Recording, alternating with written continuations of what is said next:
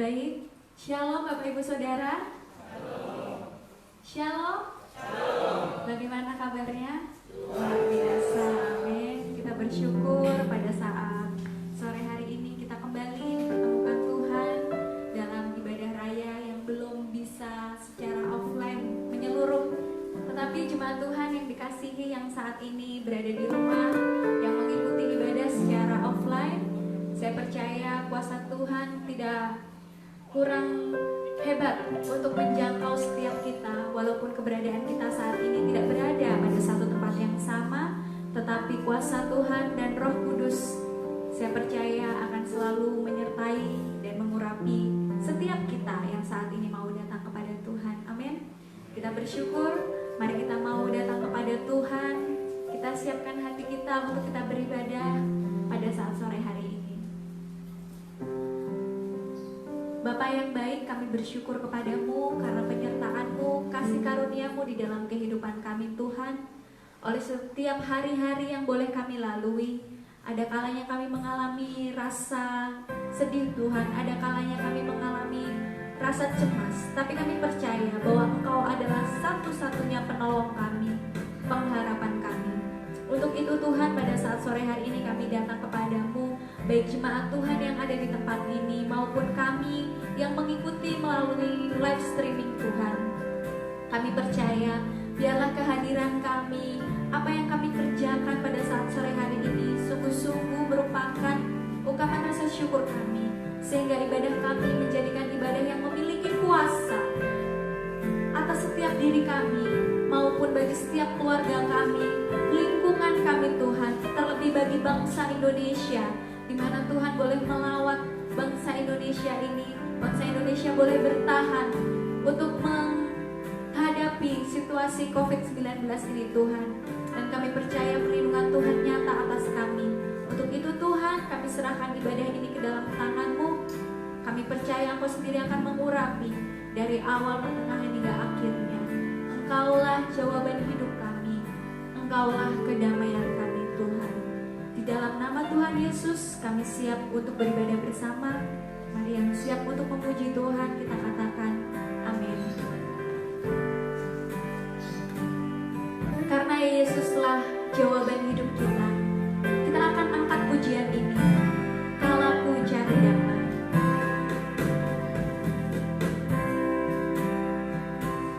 Makasih Tuhan.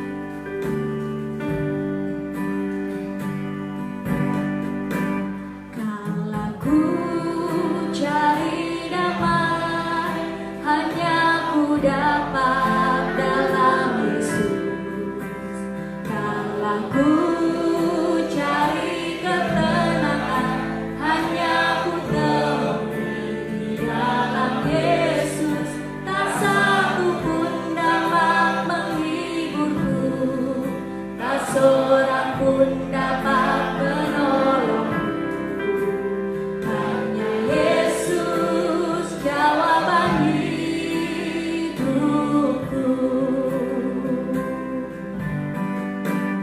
Kalau ku cari damai, hanya ku dapat dalam Yesus. Kalau ku cari ketenangan, hanya ku temui di dalam Yesus. Tak satu pun dapat menghiburku, tak seorang pun dapat menolongku.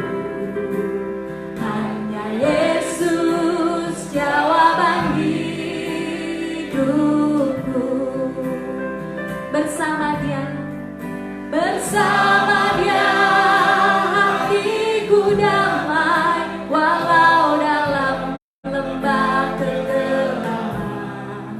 Bersama Dia hatiku tenang, walau hidup penuh tantangan.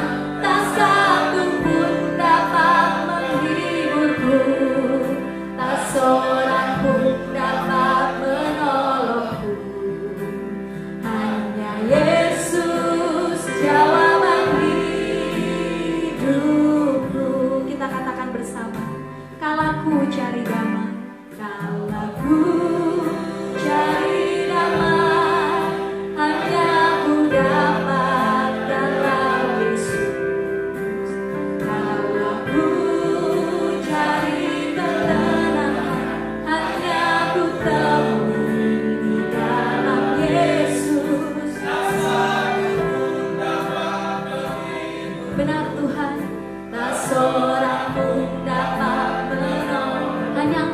jawaban hidup kami. Hanya Yesus jawaban hidupku. Kita katakan, kalahku cari damai, kalahku cari damai, hanya ku dapat dalam Yesus. Kalahku cari ketenangan, hanya ku temui di dalam Yesus. Tak satu pun dapat menghiburku, tak seorang pun dapat menolongku. Hanya Yesus jawaban hidupku. Bersama Dia hatiku damai, hatiku damai, walau dalam lembah kegelapan. Bersama Dia hatiku tenang, walau hidup penuh tantangan. Tak satu pun dapat menghiburku, tak seorang pun dapat menolongku. Hanya Yesus jawaban hidupku. Bersama Dia hatiku damai, bersama Dia hatiku damai, walau dalam lembah kegelapan. Bersama Dia hatiku tenang, walau hidup penuh tantangan. Tak satu pun dapat menghiburku, tak seorang pun dapat menolongku. Hanya Yesus jawaban hidupku. Cuma Tuhan katakan, bersama Dia hatiku damai.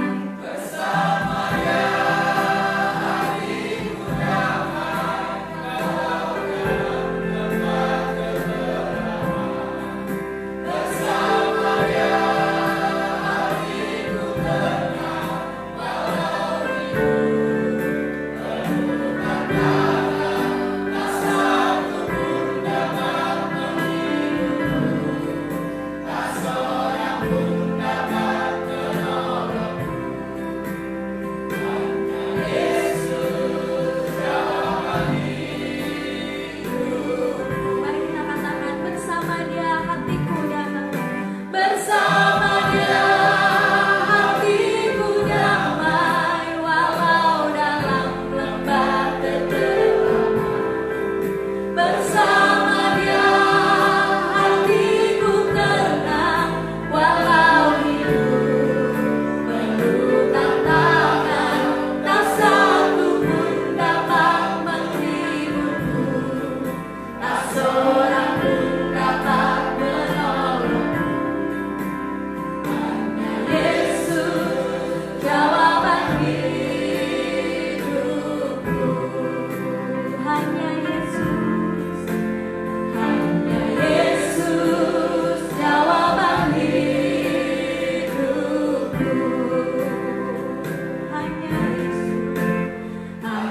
Yesus jawaban hidupku.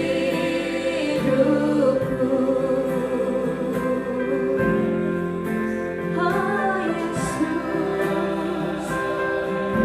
jawaban hidup kami.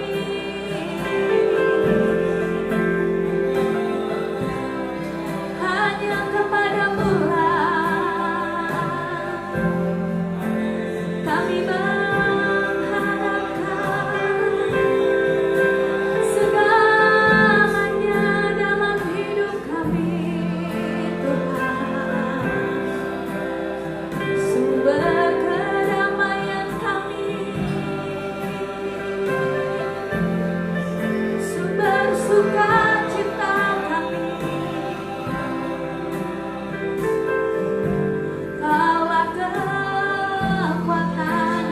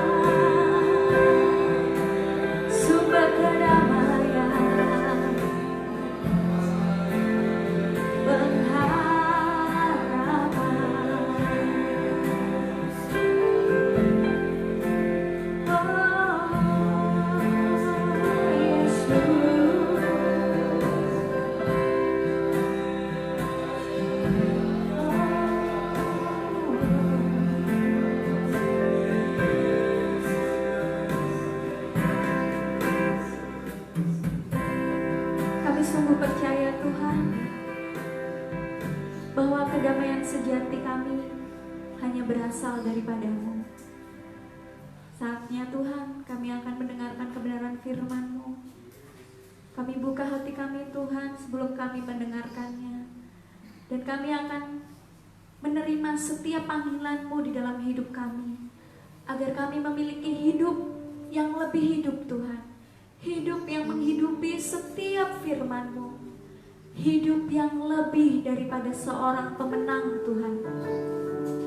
Untuk itu, saat ini kami mau siapkan hati kami sebelum kami mendengarkan firman Tuhan. Saya undang jemaat Tuhan untuk bangkit berdiri bersama. Kita akan angkat satu pujian sampai akhir hidupku.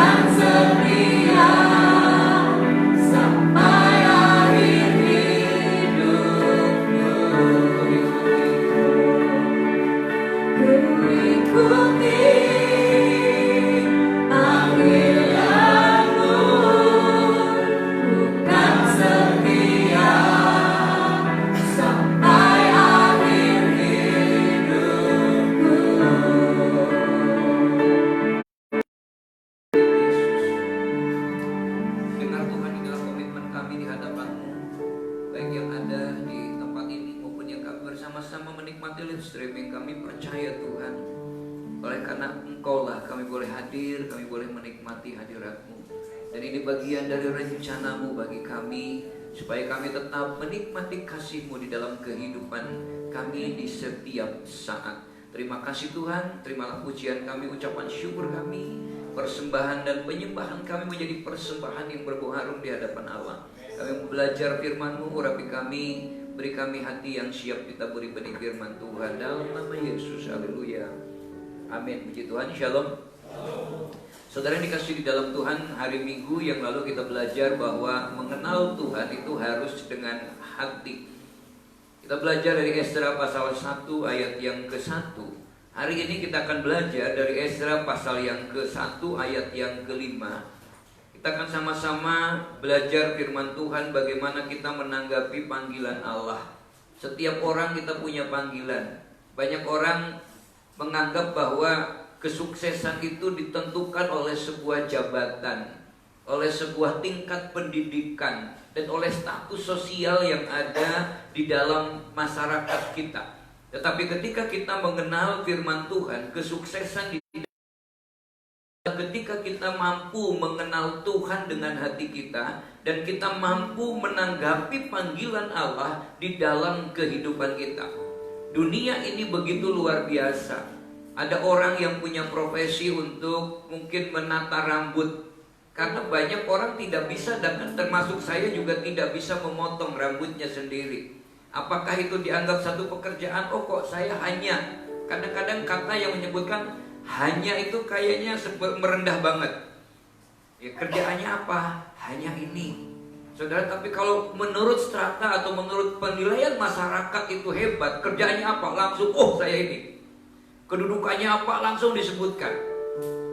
Nah saudara, mari kita hari ini akan belajar bersama-sama dari Esra 1 ayat yang ke-5, bagaimana kita menanggapi panggilan Allah untuk mencapai hidup yang hidup di dalam Tuhan. Kita akan baca bersama-sama 2, 3. Maka berkemaslah kepala-kepala kaum keluarga orang Yehuda dan orang Benyamin, serta para imam dan orang-orang Lewi, yakni setiap orang yang hatinya digerakkan Allah untuk berangkat pulang dan mendirikan rumah Tuhan yang ada di Yerusalem. Setelah 70 tahun mereka berada di dalam pembuangan, tinggal di Babilonia, maka tentu mereka sudah berdoa, punya kerinduan betul untuk kembali ke tanah perjanjian. Semua berdoa, nabi-nabi diutus, ada Yehezkiel yang didatangkan di sana, ada Daniel yang ada di sana, semua. Bahkan Yeremia sebelum berangkat sudah menyebutkan bahwa mereka akan digenapi 70 tahun di dalam pembuangannya, baru kemudian akan kembali lagi ke tanah perjanjian, ke Yerusalem. Dan setelah itu kemudian apa yang didapatkan? Tuhan menggenapi firman-Nya melalui Raja Kores untuk mengembalikan mereka ke Yerusalem. Saudara, Raja Kores itu adalah raja negeri Media Persia yang generasi berikutnya setelah Babilonia runtuh, maka muncul raja di Media Persia.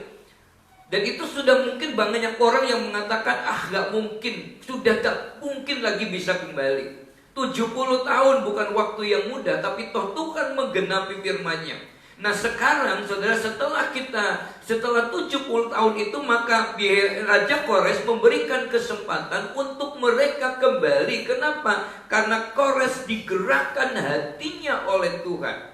Kores mungkin tidak begitu banyak mengenal Allah. Kenapa? Karena belum banyak mendengar tentang firman Tuhan, tapi hatinya benar-benar mampu mengenal bahwa ini suara Tuhan.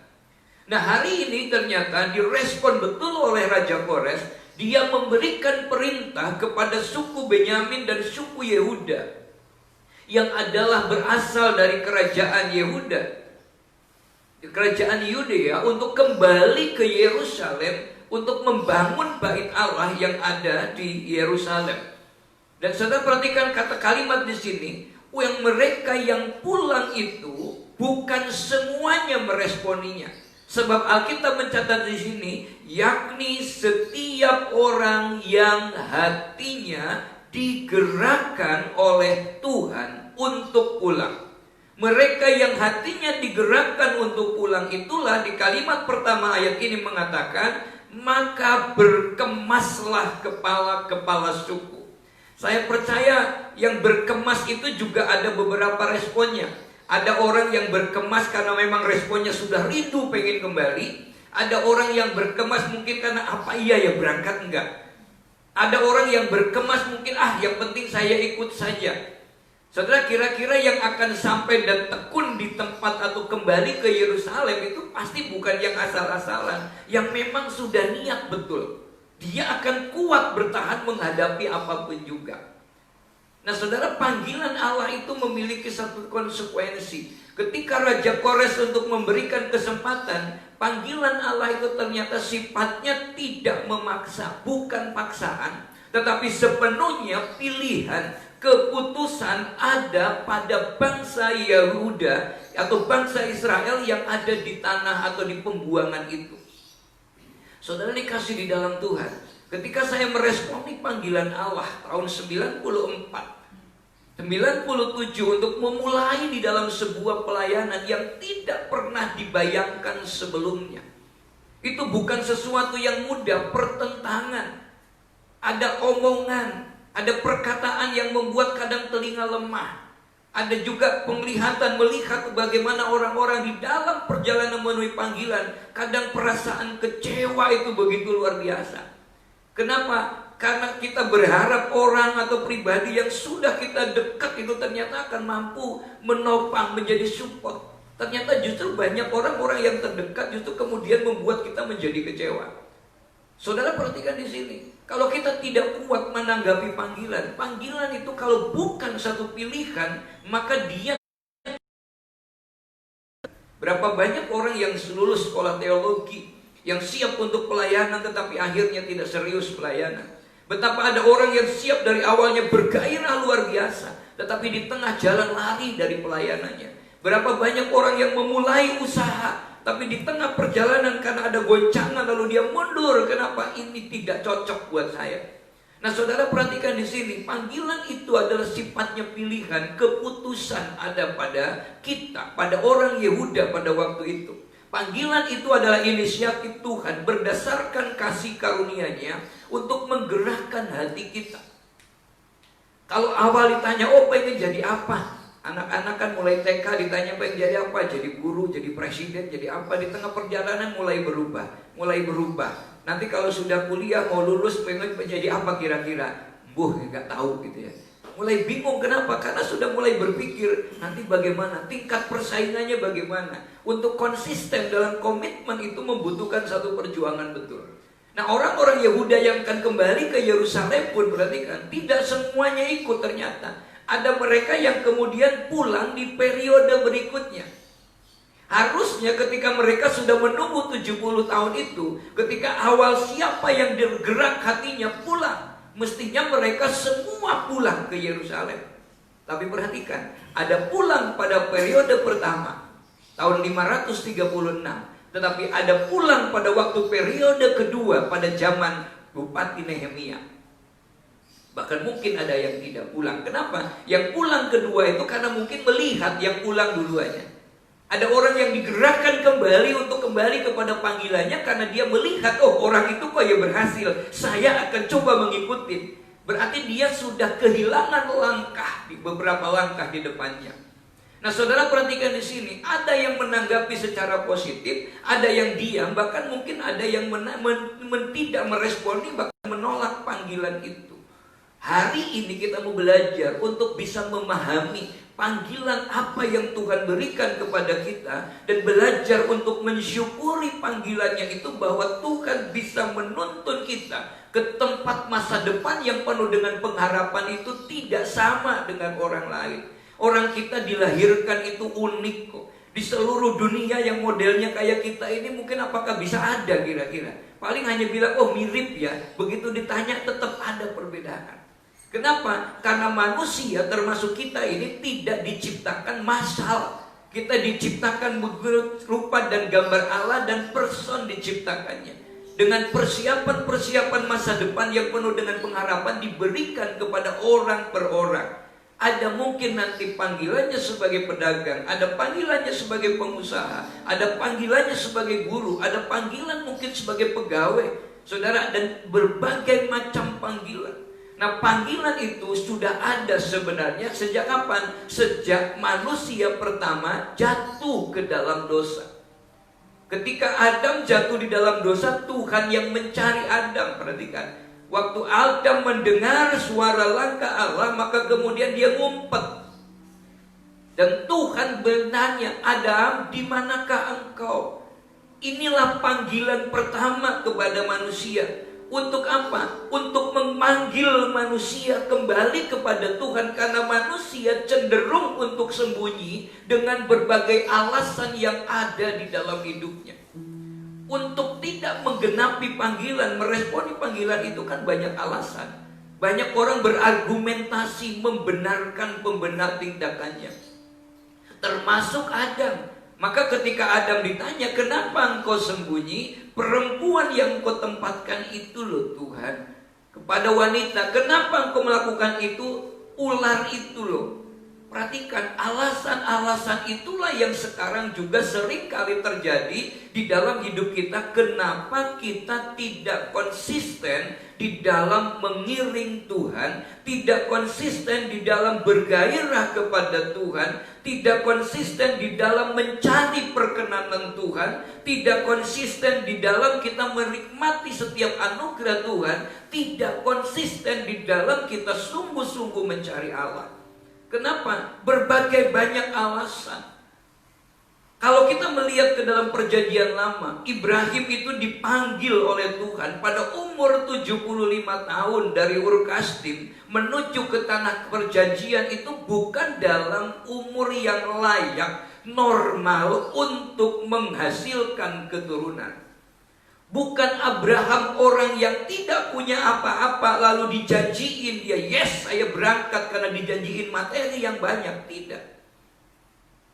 Waktu Abraham dipanggil umur 75 tahun, Sarah umur 65 tahun kurang lebih, yang dalam kondisi itu Alkitab mencatat dan Sarah istrinya itu mandul. Tetapi Abraham mampu mengalahkan egonya, mampu mengalahkan alasannya untuk memenuhi panggilan Tuhan menuju negeri yang akan ditunjukkan oleh Tuhan. Dia tidak melihat negerinya. Sebab kalau diberitahu ada dua kemungkinan. Ibrahim mau atau Ibrahim enggak. Padahal Ibrahim itu orang berada juga. Kenapa? Buktinya dia punya budak yang cukup banyak, punya karyawan yang cukup banyak. Budak itu adalah orang yang ada di dalam bawah kekuasaan Ibrahim yang harus diberi makan oleh Ibrahim. Berarti dia bukan orang yang tidak berada. Orang berada harus memenuhi panggilan ke negeri yang akan ditunjukkan. Hanya dengan perjanjian engkau akan menjadi bapak banyak bangsa.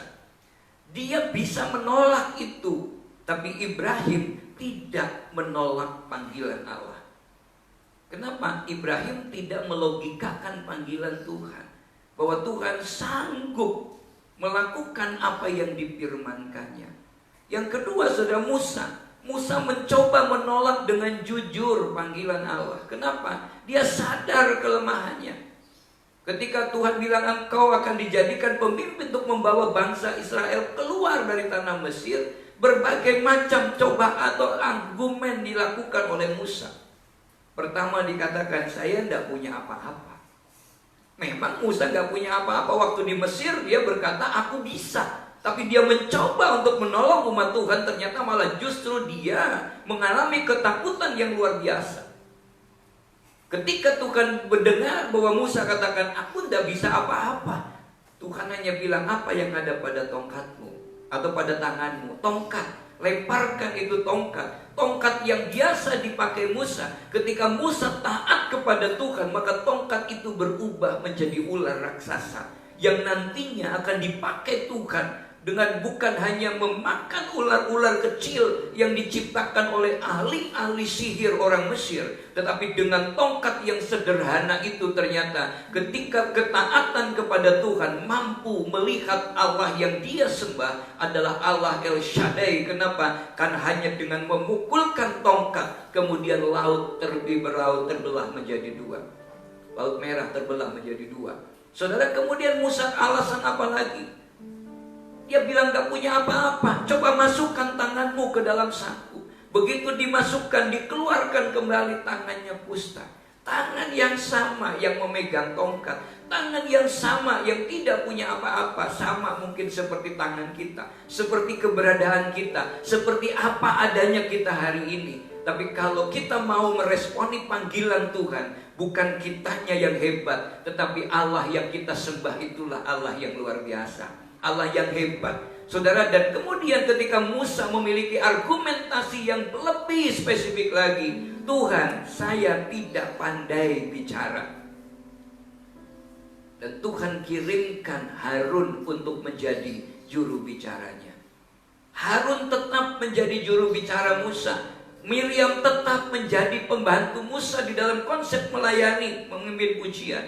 Ketika mereka coba untuk menggunakan panggilannya, keluar dari panggilan Allah karena dia merasa diri bisa, maka Miriam kemudian kena sakit kusta. Berikutnya Yunus mencoba untuk lari dari panggilan. Kenapa? Karena Yunus jengkel, Yunus manusia biasa. Dia melihat orang-orang yang ada di Amalek itu ada di Niniwe itu ada orang-orang yang jahat. Jadi dia katakan, ngapain saya harus menolong orang itu? Saudara perhatikan, menolong berbuat baik kepada orang yang berbuat baik kepada kita, pasti kita semangat. Tapi sekarang disuruh berbuat baik kepada orang yang jahat terhadap kita. Itu Yunus, mungkin dia tidak menikmati kejahatan Niniwe-nya, tetapi dia melihat bagaimana bangsanya dijahili oleh bangsa itu. Tapi Tuhan katakan, kamu pergi ke sana. Dan perhatikan, kalau kita suruh berbuat baik kepada orang baik, suruh berbuat baik kepada orang jahat, kira-kira lebih suka yang mana? Lebih cepat yang mana? Ayo, apa? Suruh menemui orang yang jengkel banget dan suruh ngasih bakso ngirim ke sana. Kira-kira berangkat gak? Hah? Pikir-pikir. Apalagi ini bangsa Niniwe jahatnya luar biasa. Yunus bilang ke sana. Jadi kira-kira kalau Yunus lari dari panggilan itu benar nggak? Benar, benar menurut Yunus dan benar menurut logika kita. Banyak orang kan meresponi. Jadi kalau kita melihat kepada kepribadian Yunus, emang dia Yunus itu manusiawi. Tapi perhatikan, ternyata ketika Yunus kemudian menolak panggilan itu, Tuhan memaksakan panggilannya. Kenapa? Karena ada suatu hal yang akan dikerjakan Tuhan melalui Yunus. Saudara perhatikan, di dalam hidup kita ini membutuhkan kebangunan rohani. Kita akan menghidupi, memasuki masa kenormalan yang baru. Kita tidak tahu melihat ke depan itu mau menjadi seperti apa.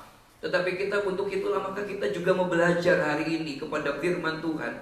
Bagaimana kita belajar punya iman, punya keyakinan bahwa Tuhan turut bekerja dalam segala perkara, termasuk kejadian yang ada pada hari-hari ini, untuk mendatangkan kebaikan bagi orang yang mengasihi Tuhan. Kita membutuhkan kebangunan rohani supaya ada kebangunan di dalam setiap aspek kehidupan, baik di dalam gereja yang sekarang kita mulai berpikir dengan kapasitas yang ada di gereja-gereja yang harus dibagi-bagi. Maka kira-kira bagaimana cara ibadahnya, bagaimana cara pelayanannya, bagaimana, saudara perhatikan, ini adalah sebenarnya memasanya kedewasaan umat. Kenapa? Karena mungkin yang selama ini lebih senang mencari yang menyenangkan telinga, lebih suka yang seperti itu, ini sebagai tanda masa-masa penyaringan, sebagai tanda Tuhan sedang melihat apa dan siapa yang bersungguh-sungguh memenuhi panggilannya. Kita bisa dipakai Tuhan menurut panggilan masing-masing dengan satu tujuan yang sama, supaya nama Tuhan dipermuliakan. Berbagai macam panggilan, kata Tuhan, kita ini seperti tubuh yang berbagai macam bentuknya, macam organnya, tetapi semua punya fungsi dan satu dengan yang lain itu saling membutuhkan. Tidak ada di dalam tubuh ini yang merasa bahwa aku paling hebat. Manusialah yang memperlakukan itu paling hebat. Padahal dibagi Tuhan semuanya itu penting. Kadang-kadang kita berpikir, kenapa sih kita dikasih amandel, yang kemudian ada orang sakit amandel? Kenapa sih orang dikasih ginjal? Kenapa? Karena ada orang kok yang sakit ginjal. Kenapa ada usus buntu? Bayangkan. Saya tuh kadang berpikir, kok namanya juga usus buntu? Kenapa sih Tuhan gak naruh usus bablas gitu? Usus langsung. Kenapa? Gitu kan? Tentu ada pentingnya itu. Walaupun kita belum tahu usus buntu itu seperti apa karena belum pernah lihat. Tapi kita tahu, oh sakit apa? Usus buntu. Kok mantep banget. Sudah perhatikan. Itulah hidup kita. Mungkin di gereja, mungkin di perusahaan, mungkin di masyarakat. Kita tempatkan yang sesuai dengan apa yang Tuhan sudah tetapkan. Tetapi dalam kondisi itu pun Tuhan ingin menunjukkan karyanya yang hebat. Tuhan izinkan Elia pergi ke seorang janda yang tidak punya apa-apa. Padahal dia adalah nabi besar, nabi yang hebat. Kenapa dia tidak menggerakkan hati orang kaya untuk menolong Elia? Tetapi Tuhan membawa Elia untuk pergi ke janda yang miskin. Tetapi disitulah justru Tuhan memperlihatkan kepada Elia, memperlihatkan kepada janda orang miskin juga, bahwa ketaatan terhadap Tuhan, ketaatan terhadap panggilan Allah menghasilkan kuasa Tuhan yang dahsyat di dalam kehidupan kita. Kenapa? Untuk itulah maka setiap orang Kristen, orang yang percaya, kita dipanggil oleh Tuhan. Dan dalam panggilan itu ada rencana Tuhan yang luar biasa. Yang pertama, langkah awal bagaimana panggilan Tuhan itu bekerja di dalam kehidupan kita. Kita membaca dulu Wahyu pasal 17 ayat yang ke-14.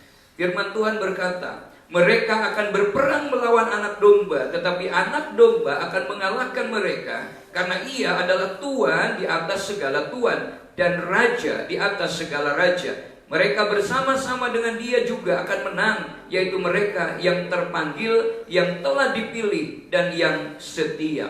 Saudara perhatikan di sini, Bapak Ibu yang dikasih dalam Tuhan, bagaimana seorang dapat dipilih kalau ia tidak tahu tentang panggilannya.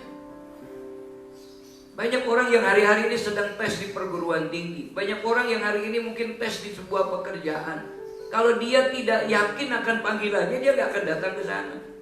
Ketika dia tes di perguruan tinggi, lalu kemudian tidak diterima, lalu menjadi kecewa, seolah-olah Tuhan hanya menaruh sukses di tempat ini, tidak di tempat yang lain. Ketika ditolak di sini, lalu orang menjadi frustasi, seolah-olah bahwa inilah yang aku mau, bukan yang Tuhan mau.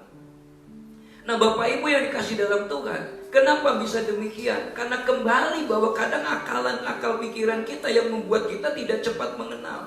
Kalau anak kecil manut kepada bapaknya, kepada orang tuanya. Tapi kalau kita sudah kadang mulai. Perhatikan dalam Roma 9 ayat 11. Sebab waktu anak-anak itu belum dilahirkan dan belum melakukan yang baik atau jahat, supaya rencana Allah tentang pemilihannya diteguhkan, bukan berdasarkan perbuatan, tetapi berdasarkan panggilannya. Saudara, kita ketika kita dijadikan oleh Tuhan, kita sudah ditetapkannya, dipanggil. Cuma apakah ada yang meresponi panggilan atau tidak? Tidak ada panggilan tanpa pilihan, atau tanpa panggilan tidak mungkin ada pilihan. Dalam hidup ini kita meresponi panggilan, lalu kita memilih kira-kira kita mau di mana. Aduh, saya hanya ibu rumah tangga, tidak ada persoalan. Oh Pak, saya hanya ini, tidak ada masalah juga kok. Yang jadi masalah kan bukan kedudukannya, bukan apa yang dia lakukan. Cara pandang terhadap masalah itu kemudian yang membuat itu menjadi masalah. Nah, saudara perhatikan, seorang calon pegawai jika tidak menanggapi panggilan untuk wawancara, tidak akan pernah bisa menjadi pegawai. Kita juga sama di hadapan Tuhan. Abraham dan keturunannya menjadi berkat bagi banyak bangsa. Kenapa? Karena Abraham memenuhi panggilan Allah. Bapak Ibu yang dikasihi Tuhan, demikian juga Musa, Daud, dan juga kita. Kalau kita ingin menjadi berkat, kalau kita ingin dipakai Tuhan, kalau kita ingin menikmati anugerah Tuhan dan meninggikan Tuhan, kita mau belajar hari ini. Tuhan, kalau kemarin kita belajar mengenal Allah harus dengan hati, bagaimana kita meresponi panggilan Allah hari ini, menikmati panggilan Tuhan, lalu mensyukurinya setiap apa yang Tuhan percayakan di dalam kehidupan kita. Bapak Ibu yang dikasih dalam Tuhan, yang kedua, bagaimana kita hidup di dalam panggilannya. Hidup di dalam panggilan Tuhan itu membuat kita tidak tersandung sebenarnya. Kenapa banyak orang tersandung? Karena banyak orang tidak paham, lalu kemudian lari terus. Firman Tuhan berkata dari 2 Petrus 1 ayat yang ke-10. Karena itu saudara-saudaraku, berusahalah sungguh-sungguh supaya panggilan dan pilihanmu makin teguh. Sebab jikalau kamu melakukannya, kamu tidak akan pernah tersandung. Panggilanmu semakin teguh, perhatikan. Makin teguh, makin kokoh, makin kuat. Ini loh Tuhan, terima kasih. Saudara, ketika kita orang yang rindu untuk menanam sebuah pohon jambu, lalu wah jambunya ini baik sekali loh, ini jambu kristal. Lalu orang mencoba berusaha nggak cuma ditanam saja kan, tapi dia akan memberikan tempat yang baik, lubang yang besar, mungkin dikasih pupuk, disirami. Kenapa? Supaya dia menghasilkan buah sesuai dengan yang dicita-citakannya. Ada perawatannya, ada pengorbanannya. Ada begitu banyak orang yang kemudian mencoba untuk beralih, lihat lagi yang lain, tidak konsisten. Kenapa? Karena ingin semuanya. Nah, Bapak Ibu yang dikasih dalam Tuhan, kalau kita berusaha bersungguh-sungguh akan panggilan Tuhan semakin teguh, maka menurut firman di sini tidak akan pernah tersandung. Artinya apa? Jika kita mengenal dan menekuni panggilannya, kita akan dapat melewati setiap tantangan dan persoalan di dalam kehidupan kita tanpa harus terjatuh. Kenapa? Meskipun terjatuh tidak sampai tergeletak, kata Tuhan. Meskipun terjatuh, kita tetap ada dalam perahu yang dibuat atau perahunya Tuhan yang seturut dengan kehendak Tuhan. Sehingga kita tetap ada di dalam Tuhan, ada di dalam tangan Tuhan, ada di dalam kuasa Allah yang maha tinggi, yang membuat kita tetap dimampukan untuk melewati setiap persoalan yang kita hadapi. Yang ketiga, urapan Allah semakin nyata. Kemarin ada yang bertanya, Pak, urapan itu apa sih? Apakah cukup minyak itu menjadi minyak urapan karena namanya minyak urapan, lalu orang diurapi lalu selesai begitu saja? Saudara perhatikan, tidak. Kalau kita belajar firman Allah dalam 1 Petrus 5 ayat 10 dan ayat 11, Allah sumber segala kasih karunia yang telah memanggil kamu dalam Kristus kepada kemuliaannya yang kekal, akan melengkapi, meneguhkan, menguatkan, mengokohkan kamu, kata firman Tuhan, sesudah kamu menderita seketika lamanya. Ialah yang empunya kuasa sampai selama-lamanya. Saudara, pengurapan Tuhan itu akan nyata kalau kepada orang yang memenuhi panggilannya. Perhatikan dalam ayat ini disebutkan bahwa telah memanggil kamu dalam Kristus kepada kemuliaan yang kekal, akan memperlengkapi. Untuk memperlengkapi memang ada perlu yang diperlengkapi, ada yang harus diperlengkapi. Kenapa harus diperlengkapi? Karena ada kekurangan di dalam hidup kita. Maka kemudian diperlengkapi dengan satu hikmat yang dari Tuhan supaya kita melewatinya. Lalu berikutnya perhatikan, diteguhkan. Diteguhkan, kenapa? Tuhan akan menunjukkan kepada kita untuk meneguhkan panggilannya. Kita akan dihiburkan kembali bahwa ini adalah jalan yang Tuhan berikan kepada kita. Ini adalah langkah yang Allah perkenan kepada kita. Ada tanda yang akan kita bisa nikmati untuk menjadi penghiburan. Saudara yang dikasih dalam Tuhan, ketika saya melayani 4 tahun hanya satu keluarga saja, secara manusia sebenarnya itu berat banget loh untuk bisa melewatinya. 4 tahun bukan waktu yang panjang, bukan waktu yang pendek.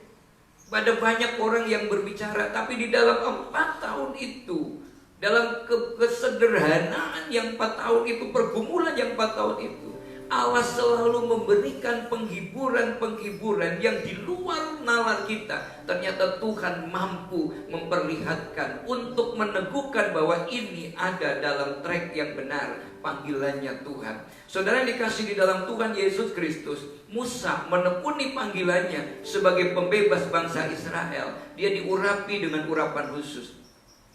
Berapa tahun? 40 tahun di padang Midian. 40 tahun bersama dengan orang-orang yang tegar tengkuk, yang bikin capek. Tapi Tuhan beri kelembutan hati kepada Musa. Tuhan perlengkapi Musa dengan berbagai tanda-tanda mujizat. Hari-hari ini coba kita jangan melihat kepada persoalan betapa beratnya masalah, tapi kita melihat setiap hari ada tanda-tanda mujizat, ada pertolongan Tuhan, kebaikan Tuhan, ada sentuhan ilahi yang selalu Allah nyatakan di dalam hidup kita. Itu yang meneguhkan, yang menjadi penghiburan. Tidak selalu yang spektakuler, tapi kadang-kadang hal yang kecil. Yesaya mengakui pentingnya panggilan Allah di dalam dirinya, sehingga dia mampu menyampaikan kabar baik kepada orang yang dia sendiri berkata, aku berada dalam lingkungan orang-orang yang berdosa, yang najis bibir. Tidak mudah loh orang yang tinggal dalam kumpulan yang najis bibir. Tapi Yesaya di situ dimampukan ketika Tuhan mengurapi Yesaya. Saudara perhatikan, setelah siap dan menerima panggilannya, Yesaya menulis begini, Roh Tuhan Allah ada padaku, oleh karena Tuhan telah mengurapi aku, Ia telah mengutus aku untuk menyampaikan kabar baik kepada orang-orang yang remuk hati, untuk memberitakan pembebasan kepada orang tawanan dan kepada orang-orang yang terkurung kelepasan dari penjara. Saudara perhatikan, hari ini kita mau belajar. Kita mungkin apa yang harus kita lakukan Tuhan? Kita belajar kepada Yesaya. Lingkungan di mana kita berada, kita mungkin membuat kita menjadi berat sekali. Tapi belajar kepada Yesaya. Yesaya menikmati panggilan itu, hidup di dalam panggilan itu, dan Tuhan memperlengkapinya untuk memakai dia untuk memberitakan kabar sukacita. Filipus, dia bagaimana karena kesungguhannya menekuni panggilan diakonia. Saudara, dia hanya panggilan diakonia, termasuk 7 dari orang yang untuk melayani pelayanan meja. Karena rasul-rasul tidak lagi mampu untuk melayani dengan sempurna karena besarnya. Itu kan berarti Filipus ada di bawah rasul-rasul, Filipus ada di bawah orang-orang yang lain. Tapi dia konsisten tekun melayani panggilannya itu. Waktu dia ada di Samaria, firman Tuhan menyebutkan bahwa Filipus dikenal luar biasa di sana itu. Kenapa? Itu berarti pelayanan Filipus bukan hanya berbicara diakonia saja, tetapi karena dia konsisten tekun dalam panggilannya, maka Tuhan menyatakan dengan banyak mujizat dan pengurapan yang dahsyat. Apa yang kita lakukan yang hari ini membutuhkan urapan dan kuasa Tuhan? Mari kalau kita meyakini bahwa itu panggilan Tuhan, sebagai apapun juga kita hari ini, serahkan itu kepada Tuhan, supaya itu benar-benar menjadi pekerjaan Tuhan bagi kita, menjadi jalan Tuhan bagi kita, rencana Tuhan bagi kita. Dan ketika kemudian Filipus itu di Samaria sudah baik, karena dia betul-betul mengenal Tuhan dengan hatinya, dia rela dibawa pergi kemana? Ke jalan yang sepi, jalan yang sunyi, hanya untuk bertemu dengan satu orang saja, Sida-Sida dari Ethiopia. Dan di sana dia betul-betul peka terhadap panggilannya, menyampaikan kabar baik, membaptis Sida-Sida itu, karena dia taatnya luar biasa. Ketika Sida-Sida itu keluar dari air, ternyata Filipus sudah tidak ada lagi di situ.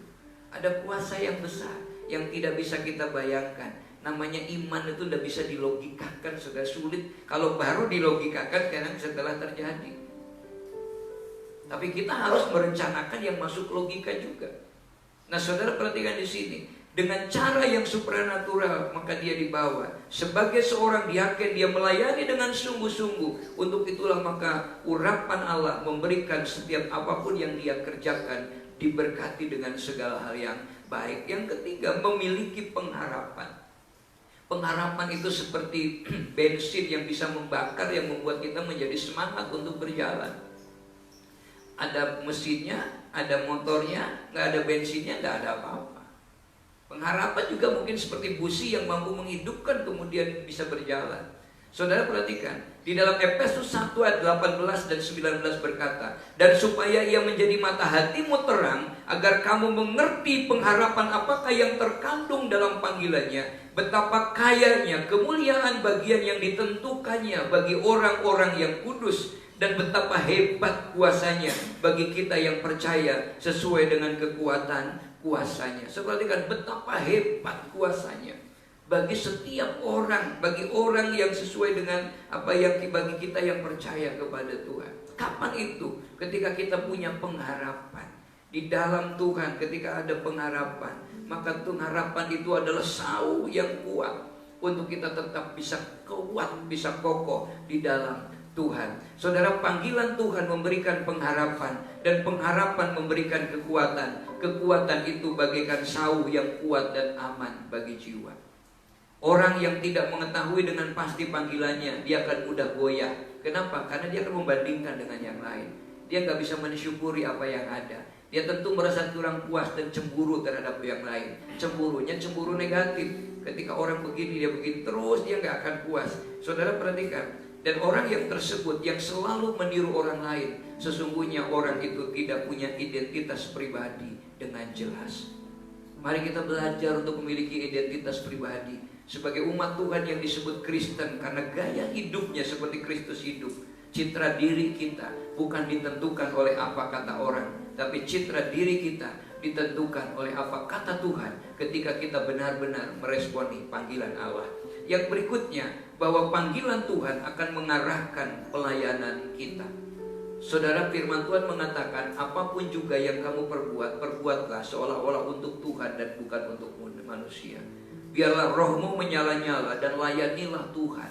Ada berbagai banyak pelayanan yang bisa kita kerjakan untuk mempermuliakan Tuhan. Pak, saya tidak bisa bernyanyi. Apakah hanya bernyanyi yang bisa mempermuliakan Tuhan? Pak, saya tidak bisa menyampaikan firman. Apakah hanya bisa menyampaikan firman yang bisa mempermuliakan Tuhan? Pak, saya nggak bisa main musik.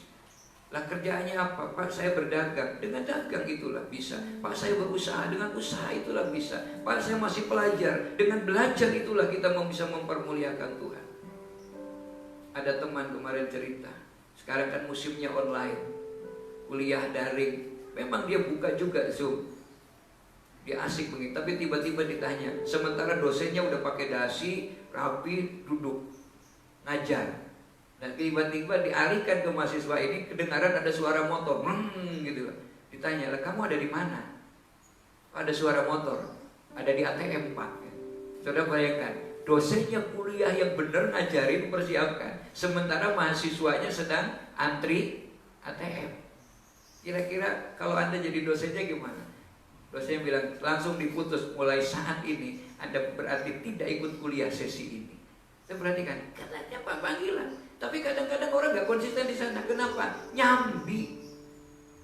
Saya perhatikan, kita tidak sungguh-sungguh. Panggilan akan menentukan langkah-langkah di dalam kita melayani Tuhan, di dalam segala bidang, karena jelas memiliki tujuan yang sama, supaya melalui pekerjaan, melalui kegiatan kita itu Tuhan dipermuliakan. Itu panggilan kita, menjadi saksi Tuhan, menyaksikan kebaikan Tuhan. Apa itu saksi? Semua yang bisa melihat, menyaksikan bagaimana Tuhan baik, itulah saksi. Menyaksikan kebaikan Tuhan, pelayanan di gereja, kecakapan, pekerjaan, harta, kesuksesan duniawi itu bukan tujuan akhir sebenarnya. Tapi tujuan akhir hidup kita adalah bagaimana nama Tuhan dipermuliakan. Banyak orang Kristen yang bisa melupakan masa lalu, tetapi banyak orang Kristen yang tidak bisa mengalahkan diri ke masa depannya. Kenapa? Karena masih dihantui oleh masa lalu, trauma masa lalu. Mereka tidak tahu persis sasaran dan tujuan yang harus dicapainya. Padahal Paulus ketika dia menggenapi panggilan Tuhan, mengambil panggilan Tuhan, mengenal dan meresponi panggilan Allah, hidupnya secara dunia tidak seperti waktu dia belum meresponi panggilan Allah. Tapi Paulus dengan tegas berkata, aku melupakan apa yang di belakangku dan mengarahkan kepada apa yang dan mengarahkan diri kepada apa yang di hadapanku, dan berlari-lari kepada tujuan untuk memperoleh hadiah, yaitu panggilan sorgawi dari Allah dalam Kristus Yesus. Panggilan yang ada di dalam diri seorang Kristen itu sangat erat kaitannya dengan karunia rohani yang dimilikinya. Apa yang Tuhan percayakan di dalam hidup kita. Allah tidak memanggil seseorang untuk melakukan suatu pelayanan atau suatu apapun tanpa memperlengkapinya dengan karunia untuk kepentingan pelayanan tersebut. Allah tidak memanggil sekali lagi seseorang untuk melakukan sesuatu tanpa memperlengkapinya. Mari kita mau belajar untuk mengembangkan setiap karunia yang Tuhan percayakan kepada kita dengan penuh syukur, meskipun mungkin apa yang ada pada kita hari ini tidak seperti yang kita bayangkan. Masih banyak hal yang harus kita kerjakan. tapi kita mau belajar seperti dua anak yang membawa 5 roti dan 2 ikan kepada Yesus. Dia serahkan semuanya kepada rasul-rasul untuk diberikan kepada Yesus. Dia punya keyakinan betul ketika itu diserahkan kepada Tuhan. Bukan hanya dia yang makan, tetapi semua yang ada di situ juga makan. Mari kita serahkan yang kecil itu kepada Tuhan, bahwa bersama dengan Tuhan kita cakap melakukan perkara yang besar. Kita mau belajar, Pak, saya begitu banyak kekurangan, banyak tanggung jawab yang harus diselesaikan. Gak apa-apa. Zaman dulu juga pernah ada seorang istri Nabi yang punya hutang begitu banyak, tapi dia bawa itu masalahnya kepada Tuhan. Dia jujur di hadapan Allah. Aku hanya punya minyak dalam buli-buli yang kecil. Tuhan bilang melalui Nabi Elisa, tidak ada masalah itu. Cari tempat yang besar, banyak, lalu masuk ke dalam rumah, pintu tutup. Tidak perlu ngomong-ngomong kepada orang lain, cerita kepada Tuhan. Lakukan apa yang Tuhan perintahkan. Dia melakukan, menuangkan minyak itu. Tidak masuk akal, tapi dia tetap kerjakan.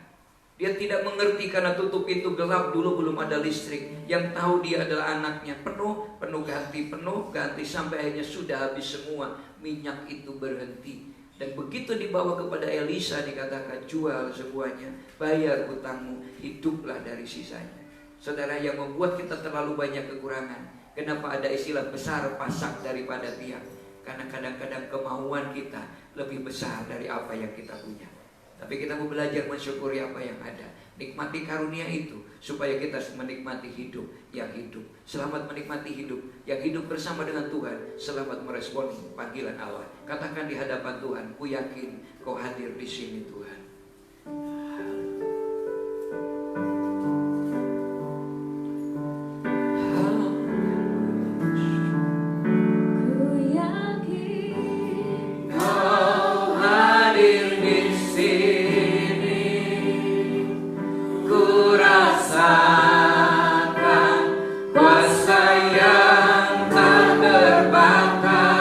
Ku yakin kau nyata di sini.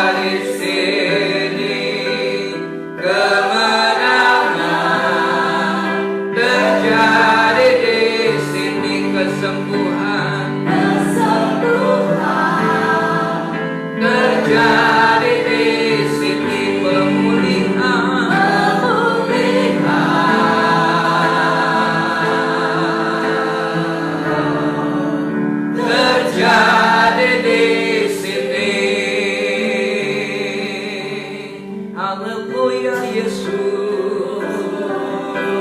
Nyatakan kasih-Mu dalam hidup kami Tuhan. Nyatakan kuasa-Mu bagi kami Yesus. Nyatakan kemuliaan-Mu Tuhan.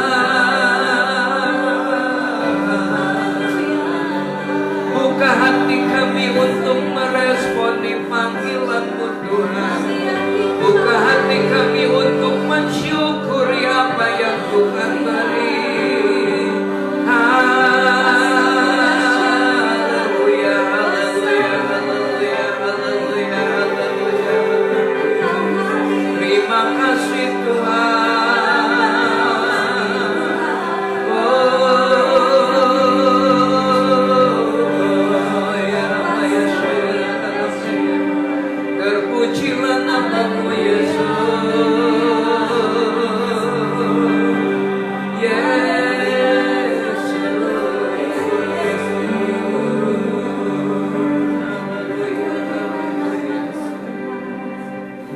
Hati kami melimpah dengan syukur Tuhan, karena kami percaya Engkau begitu baik. Ketika kami ada hari ini, ketika kami tidak bisa mensyukuri, tidak bisa bersyukur, dan tidak bisa menikmati kebaikan Tuhan, bukan karena Tuhan yang tidak baik, tapi seringkali kamilah yang tidak bisa mampu membuka, mensyukuri, meresponi panggilan Allah. Kami sering membandingkan diri kami dengan orang lain yang tentu berbeda panggilannya. Kami seringkali membandingkan orang-orang kami dengan yang lain, diukur dengan hal-hal yang materi, yang membuat kami merasa bahwa kami tidak diberkati oleh Tuhan.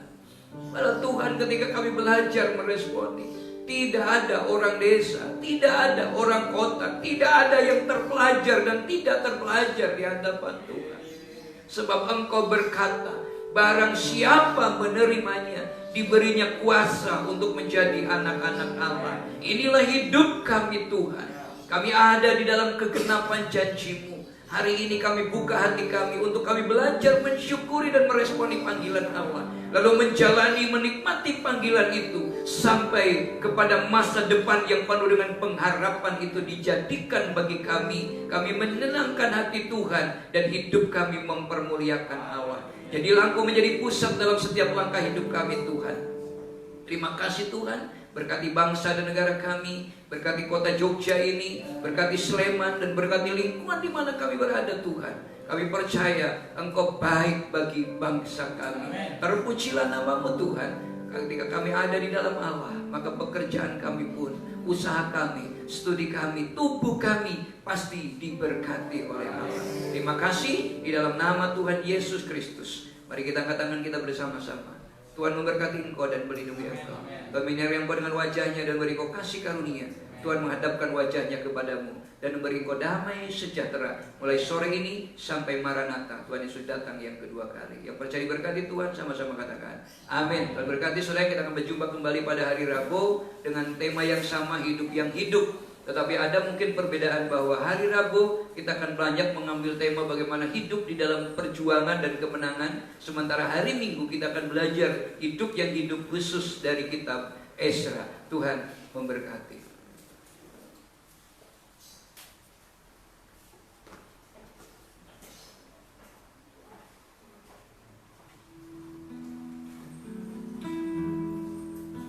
Syukur padamu ya Allah atas segala rahmat-Mu. Syukur atas kecukupan dari kasih-Mu penuh. Syukur atas pekerjaan walau